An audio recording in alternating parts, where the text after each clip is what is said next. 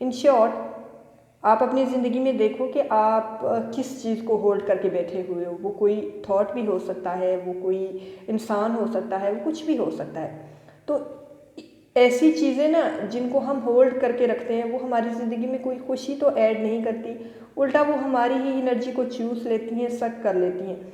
और एक पते की बात कहूँ, आप ना अंदर अंदर से ना हर इंसान को अंदर से ये अच्छी तरह पता होता है कि कौन सी चीज़ मेरे लिए है और कौन सी चीज़ मेरे लिए नहीं है, या फिर कौन सा रिलेशन मेरे लिए है और कौन सा नहीं है।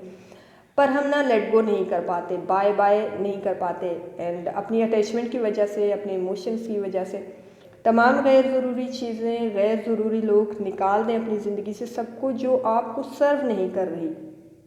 हाँ, वो किसी और को सर्व कर रही होंगी, आपको नहीं कर रही, तो आप उनको अपनी लाइफ से निकाल दें। ऐसा करोगे ना तो चीज़ों से, लोगों से बहुत आसानी से मूव ऑन कर पाओगे।